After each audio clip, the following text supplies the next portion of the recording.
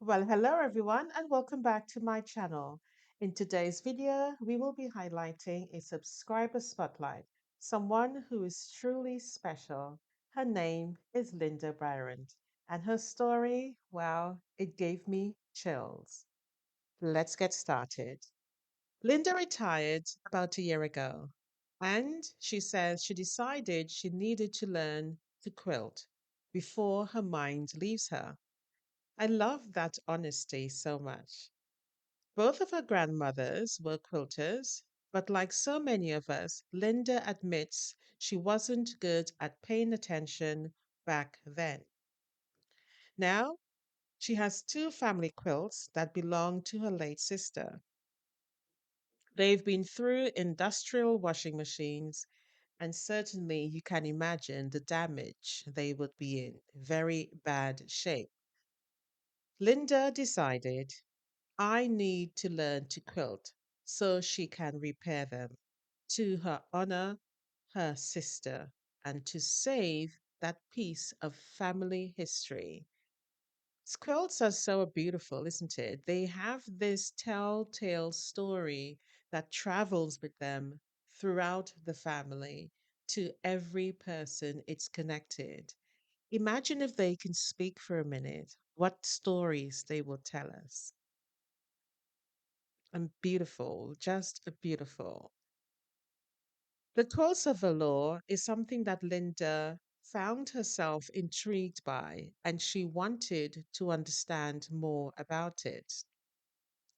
So, Linda saw something that changed her. A dementia patient received a quilt of velour, and she saw how it moved him and wanted to take part in such an event. So she started answering the quilting call. Last year, the block drive for the velour was a log cabin. This year, it's a pattern called Echo. Now, here's where it gets real. Linda thought the log cabin would be easy. Haven't we all thought that before? Hmm.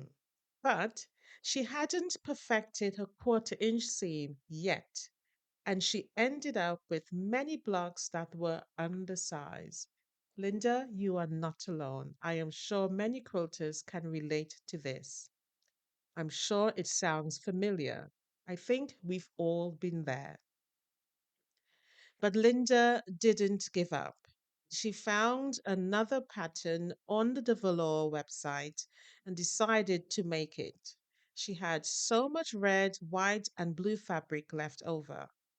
And get this, the machine she's using, a Benina 150, she bought on a Goodwill's website for only $25.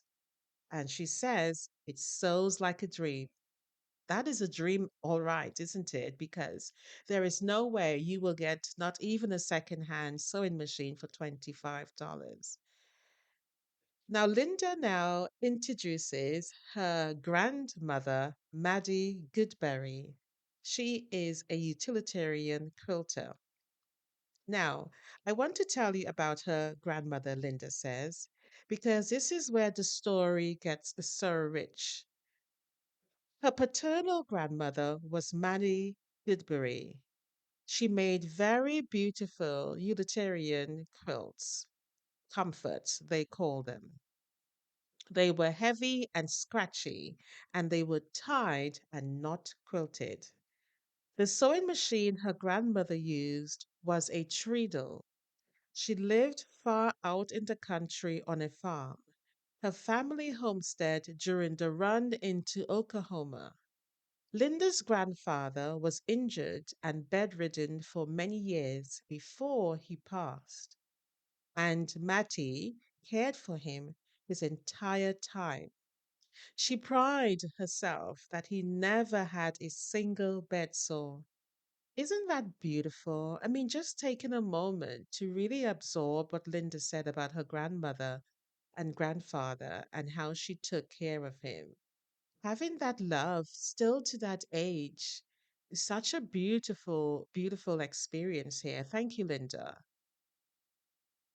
They had a used well for water. And Linda's whole childhood, this was simply her basic experience.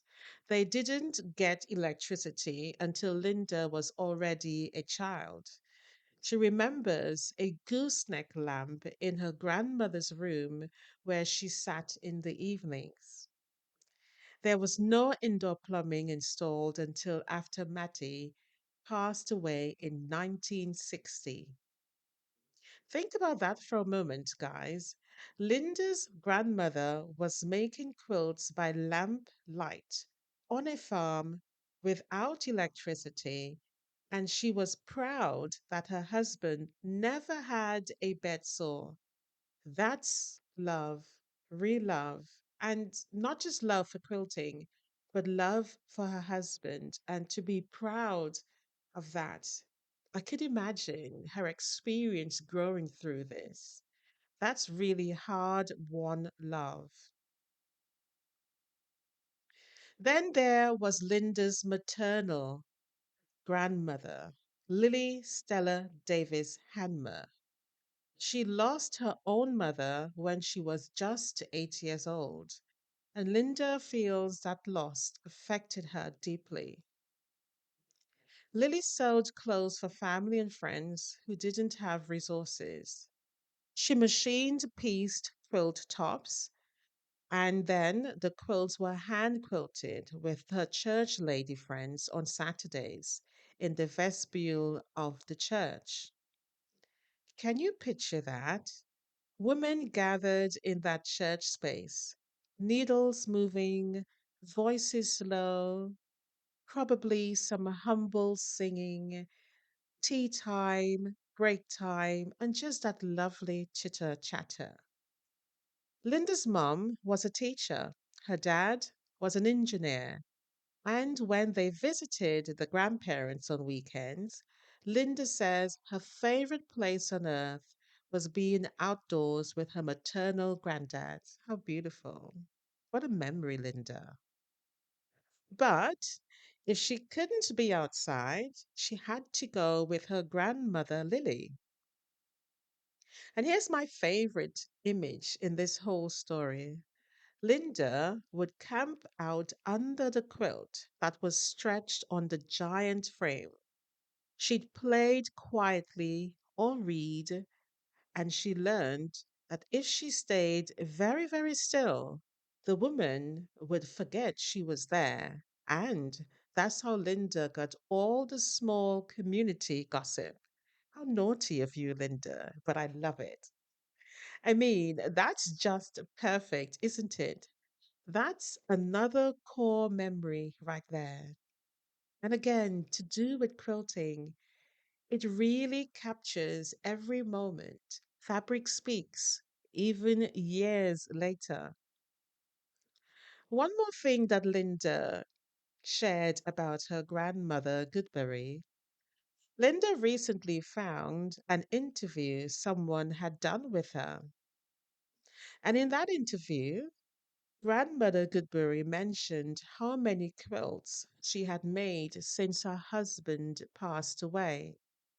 Ready for this? 47 quilts in 2 years.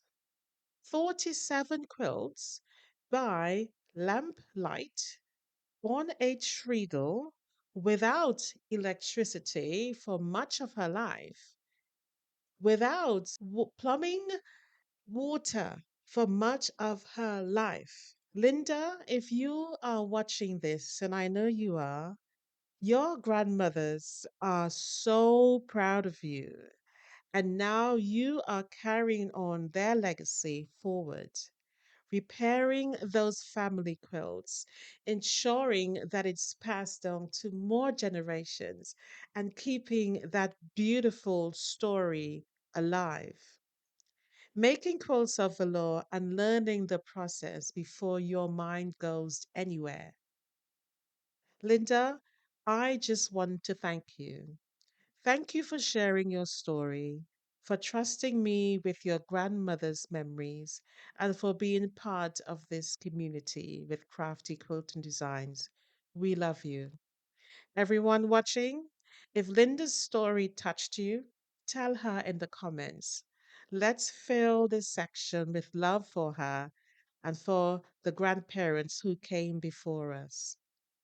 And if you want to be featured in a future subscriber spotlight, send me your story and photos, and I would love to share it.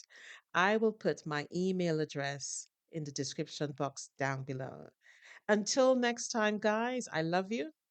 Thank you so much for being part of Crafty Quilting Designs. Bye for now. Happy quilting. Don't forget to like and subscribe, and I will see you in the next one. Happy quilting, everyone.